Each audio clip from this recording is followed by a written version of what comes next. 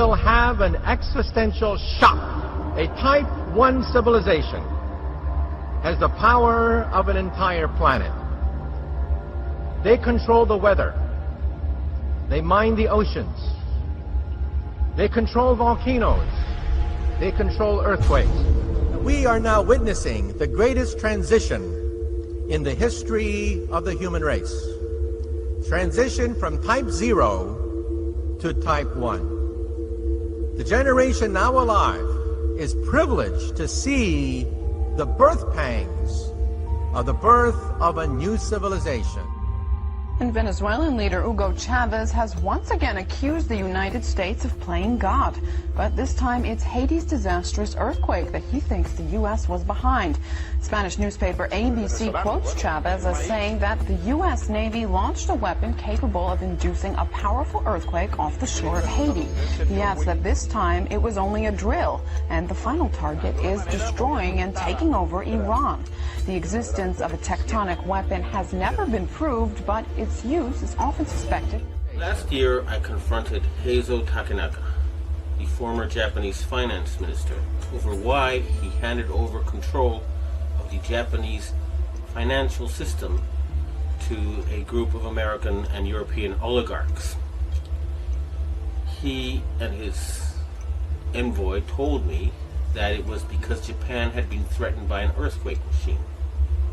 I did not believe it at the time. However, when I started exposing some of their doings, I was told by the Japanese security police that because of what I had said on places like Rents.com, that Niigata City was going to be hit by an earthquake.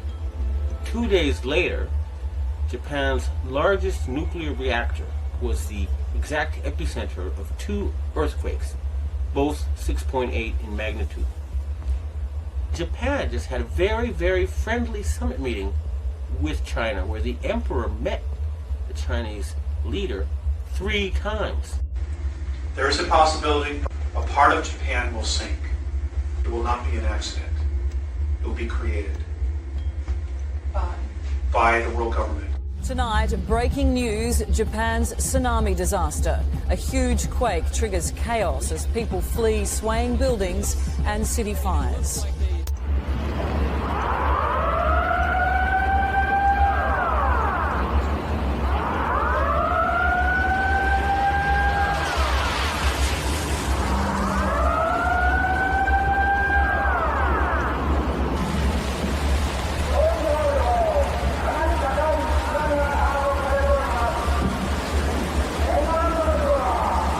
That was too much of a coincidence for me.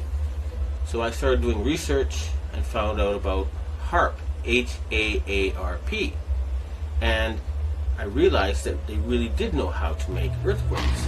And they do it by shooting a 1 billion-watt microwave into the ionosphere, which is the part of the atmosphere that has a lot of energy in it. That pushes the ionosphere up into outer space, and then it rebounds. And the way it rebounds can cause earthquakes. Just like an opera singer can break a glass by singing at a certain level, or by dragging your fingernails on a blackboard, you feel a weird sensation. If they adjust the vibration for the rock underneath their target site, they can do that. Originally approached me in 1984 to find a use for the natural gas on the North Slope of Alaska, which they could not sell. To give you a feel for how much gas they asked me to find an application for, it was enough gas to produce all the electricity in the United States for a full year. I originated some ideas for military applications and beneficial civilian applications. Applications discussed in the patents included destroying missiles. Communications control and disruption were included.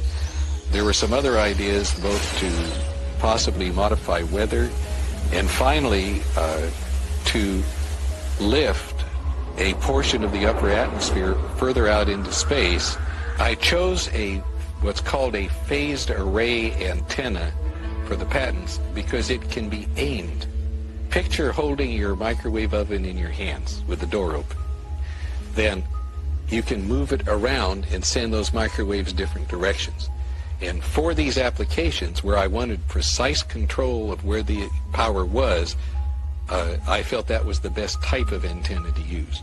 And that is the kind HAARP has built. HAARP can paint designs in the sky, if you will.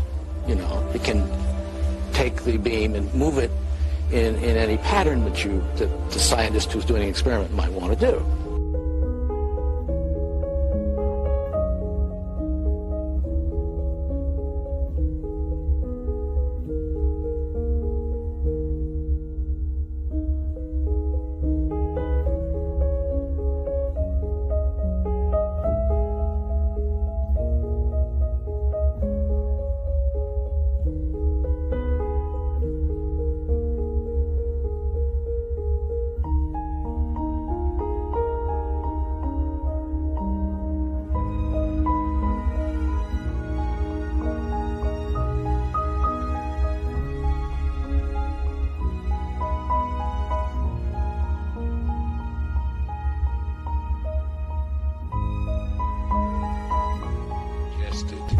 If you beamed it for an hour and a half, that would equal the energy in a hydrogen bomb. After I had actually left the program in 1987, one of the last communications I had with ARCO indicated that there had been a contract awarded for ionospheric warfare studies. And remember, a billion-watt microwave. What does microwave do to water? It heats it up. Now imagine if you put 1 billion watts into a tropical storm. You could make it much bigger. 3 hurricanes, 3 of them at one time. Now, after the earthquakes hit Niigata, a member of the Inagawa crime family, which is based in around the U.S. Yokosuka Air Base, and members of the Inagawa family have told me that their big boss is George Bush Sr. In other words, they work for Skull and Bones. And they invited me to a so-called UFO gathering where they showed me the video of this blob. They told me it was a UFO, but it was obviously, to me anyway, a plasma weapon, or a ball of heat created by something like a 1 billion-watt microwave. And I predicted in my blog that there would be videos of lights found above China before the earthquake, and those videos then appeared on the internet after I predicted they would. And furthermore, a Taiwanese satellite detected a 50% drop in the ionosphere, in the amount of electric energy in the ionosphere above the earthquake zone. Now, a 50% drop would be exactly what would happen with HAARP. It would push the ionosphere up, and then it would slam back down.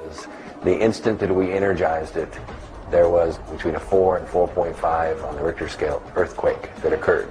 We were so amazed about what seemed to be cause and effect. We get to an area that has a high propensity for earthquakes, in an area known as the megathrust of the Pacific Northwest. We turn it on, and an earthquake occurs. Is it more than coincidence that since going online, some experts have reported strange weather anomalies, including massive floods, hurricanes, and earthquakes?